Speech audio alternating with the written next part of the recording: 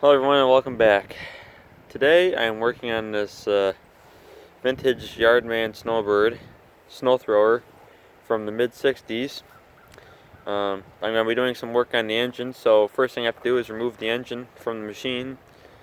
And so I figured I'll show the removal and possibly the disassembly of the shroud and heater box and the fuel tank. But before we do that, the creek is flowing real nice today. Water's really clear.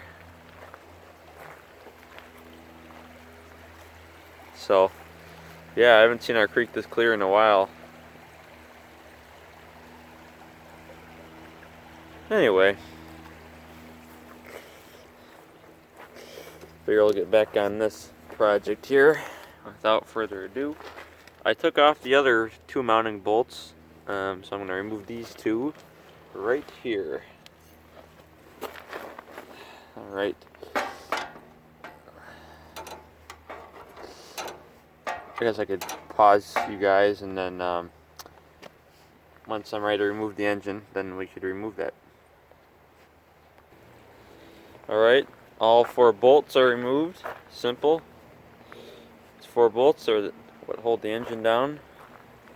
So now it looks like I can set you guys up and we will remove the engine.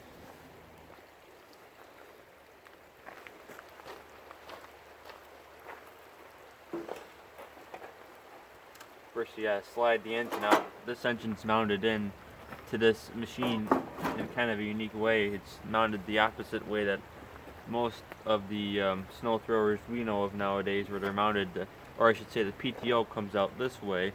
The PTO on this one comes out this way. And I also forgot to mention that this is a Tecumseh H60 engine. Just like that, the engine comes out.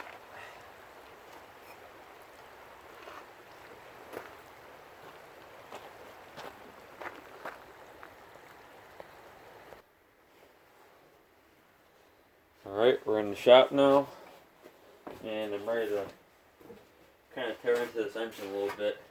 I don't know how long I'm going to be able to continue this video because dinner is being made right now, so I don't want to be too late to the dinner table, you know what I mean? But here it is, the Tecumseh Lauson, or I should say Lauson Tecumseh H60. You can usually read the date codes on here. This is a 1969. That's a 1969. That's the year that one was made in. I always thought that was kind of cool. You can always read the date codes on these. But anyways, without further ado, we'll just start getting into this one. Alright, so the work that's been on this engine is this shroud has to come off first, like I said earlier. But before you could remove the shroud, this heater box has to come off. I have to remove some of the bolts from the fuel tank here. And the reason I have to remove the shroud is because a while ago I worked on this engine. Well, I mean, probably 2 or 3 years ago. And it didn't have any spark. And I suspect it's from dirty or corroded points. But I was just looking a little while ago, and I see we got this kill wire under the heater box here. And I see it looks like it might be severed, but we'll worry about that later. First we'll start with the simplest thing, and that is checking the points, because usually the points on these old engines go bad. Or not, they don't go bad, they get dirty and then they don't make contact. So we'll pick up a wrench here and just remove a couple of these bolts. Man, they're on there. I guess I put those on there pretty good. But, you know, good thing I put oil on this engine, kind of keep everything from rusting. Kind of crack them all loose. Remove the spark plug wire, and then I keep grabbing off the side of the tank. It's not a very good spot for leverage. But, yeah. So I'll let you guys know when I get these bolts off, and then you can see the rest of the progress I've made. Alright, I got all of the bolts loosened up and ready to be taken out. Oh, there's that. Go. Here's some of the head bolts holding the shroud down.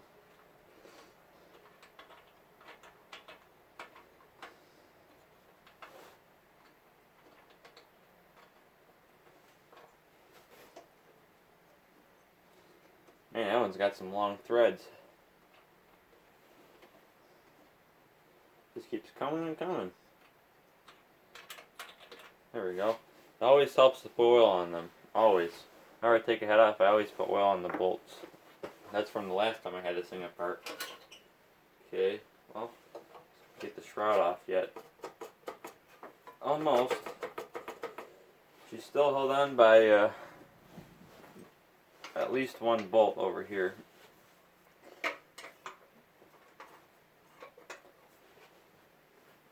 See if loosening it up will help us at all. Oh, don't want to bust the spark plug either. Alright. Yep, that did it. So we could set the shroud off to the side right here. And now our next hurdle is going to be this flywheel right here.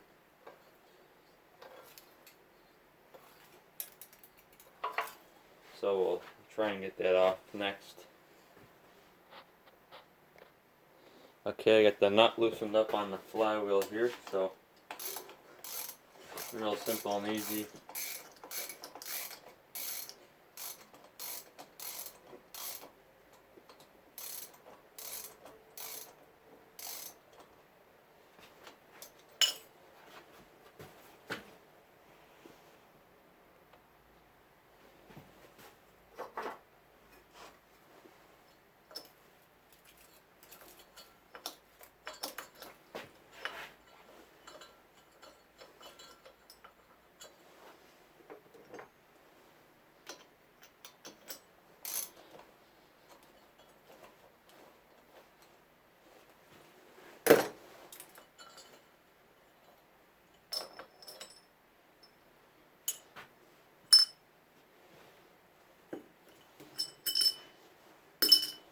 So always your flywheel comes off.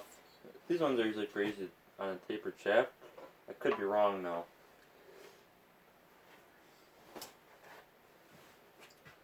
And I might be wrong.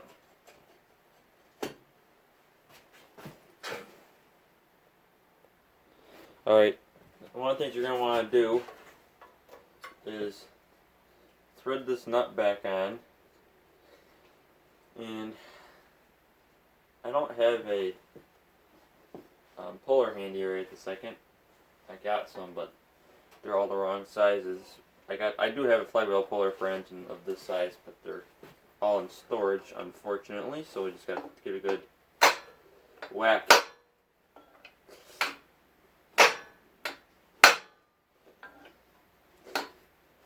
There she goes.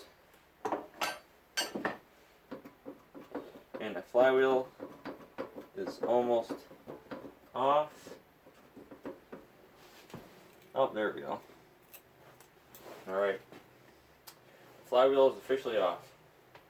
Just gotta get this nut back off, and that is how it's done. You don't necessarily need all the fanciest tools. So here's what you got. And then here comes a flywheel. There we go. Oh, there goes the key. So here's the flywheel. And behind the flywheel is the tapered shaft, and then you got your points behind this cover, and this is your condenser, and this is your magneto or coil. I call them magnetos. A lot of people call them coils. Anyways, I'm going to end it off here.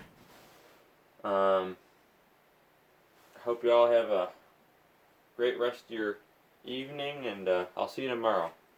Thanks for watching.